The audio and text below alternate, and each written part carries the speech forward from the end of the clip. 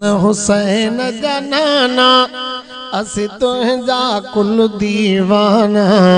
असी तुझा कुल दीवाना।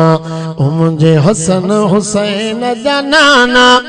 असी तुझा कुल दीवाना,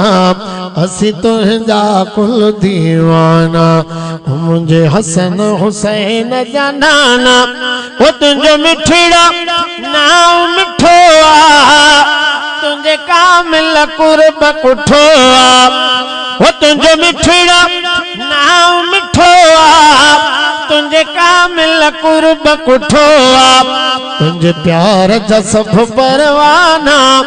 असी तुझा कुल दीवाना, असी तुझा कुल दीवाना। ओ मुझे हसन हुसैन जनाना वो तो के प्यारा असांजी अपारत कजा मेरन ते का इनायत। ससुय जो मारो जो भी शे पर मुझो पुनल भी शे मिया एड़ा पुनल लखरण दावत मुझे पुनल ले मुझे दिल पर खेदसी हर हूँ रब गई है मिया वो तो ससुई थी सदके हित करोड़े कुर्बान था।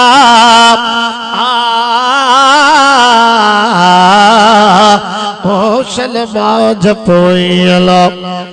जेही आते ही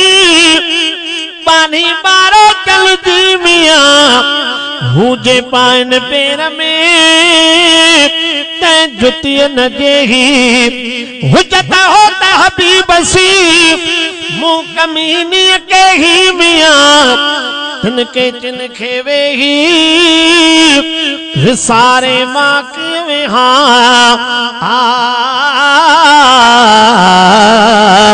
होशल बाज पोयला वो तो के प्यारा असांजी अपारत कजा मेरन ते का इनायत तो जान भी कुर्बाना। असी तुझा कुल दीवाना, असी तुझा कुल दीवाना। ओ मुझे हसन हुसैन जनाना डूंगर तू डाढो डाढा डाढा यूं करी ये वठी पियो मुखे जीवन वढे वाढो ये वठी पियो मुखे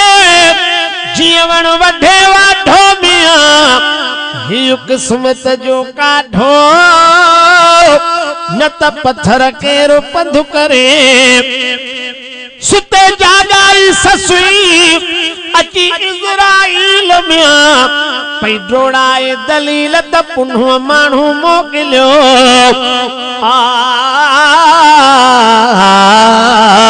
होशल बाज पोयला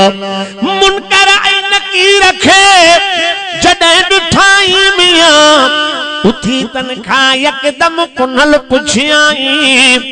उथी तनखा यकदम पुनल पुछियाई मिया अदा इताही को ॾिठो साथ सजण जो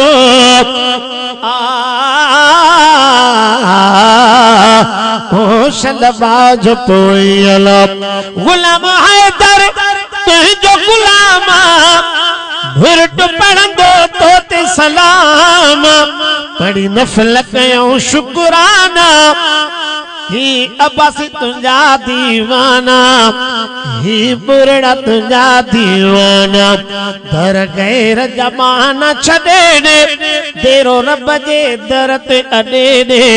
देरो रब जे दर ते अॾे ने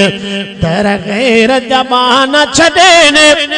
उसिर कटिजी वञे त कटाए अॼ कंहिंजे न कंध झुकाए ही सबक सबल के सदे ने देरो रब जे दर ते अॾे ने देरो रब जे दर ते अॾे ने दर गैर जमाना छॾे।